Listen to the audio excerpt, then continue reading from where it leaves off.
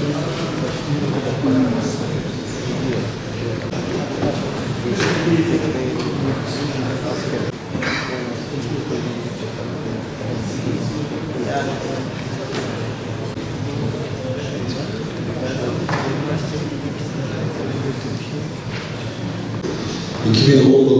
ikinci dönem ilk koordinasyon kurulu toplantımıza tekrar hoş geldiniz. Sizlerle bir araya gelmekte mutluluk duyduğum belirterek hayırlı hizmetlere vesile olması temennisiyle toplantıyı açıyorum. Değerli arkadaşlar, 2019 yılının ilk 9 aylık dönem içerisinde uygulanmakta olan yatırımlarımızı değerlendireceğiz bu grupta. Malumunuz olduğu üzere ilk koordinasyon kurulu toplantıları yılda 4 kez yapılıyor.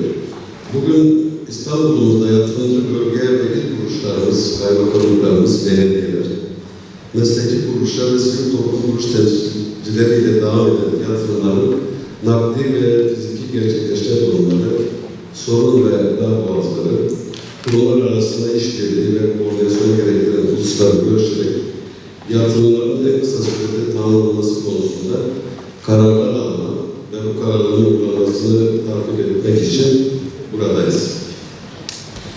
Kısaca söylemek gerekirse, yatırım programının uygulanması, koordinasyonu ve izlenmesi, ilk koordinasyon kurullarının en temel görevleri arasında yer alır.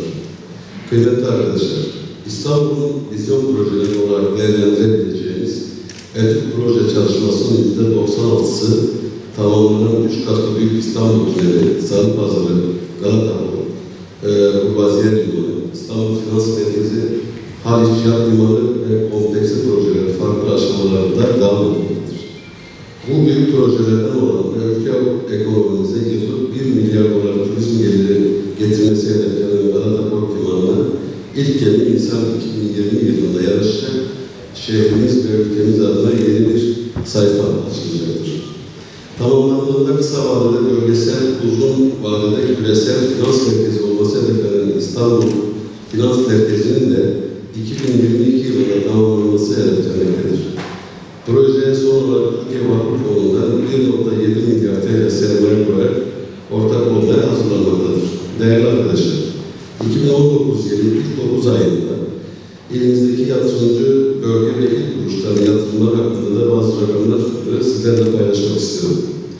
İlimizde finansman kaynağı, genel bütçe, özel bütçe, mali idare, dış kredili projeler, SGK kit bütçelerine dayanan 1051 adet proje uygulanmaktadır. Bu projelerin toplam tutarı 184,1 milyar TL, önceki yıllar harcaması 57 milyar TL, yıl ödeneği 30,3 milyar TL, harcama tutarı ise 10,2 milyar TL olarak gerçekleşmiştir. 2019 yılının ilk 9 ayında nakdi gerçekleşme oranı %34 ve 165 adet proje tamamlanmıştır. Yıl içerisindeki ayrılan ödeneğin sektöre dağılımına bakıldığında ulaştırma haberleşme sektörünün %69 ile ilk sırada yer aldığı görülmektedir. Genel ve özel bütçe kuruluşlarımızın yürüttüğü proje çalışmaları incelendiğinde 2019 yılının ilk 9 ayında yürütülen 1003 projenin tutarı 98 milyar, önceki yıllar harcaması 39,4 milyar TL, yıl ödeneği 11,3 milyar, yıl harcama tutarı 7 milyar TL olup %61 oranında nakdi gerçekleşme sağlanmıştır. İlçe belediyeleri dışında mali idareler tarafından yürütülen dış belediye yatırımlar dahil olmak üzere 48 adet projenin tutarı 86,2 milyar TL, önceki yıllar harcaması 17,6 milyar TL, yıl ödeneği 19 milyar TL, yıl harcaması 3,3 milyar TL olup nakdi gerçekleşme 17,8 olmuştur. Ödeneklerin sektöre dağılımı, ulaştırma haberleşme sektörü %69, eğitim %8,4, sağlık %2, enerji %1,5, diğer kamu hizmetler sektörlerinde ise %18,2 olmuştur.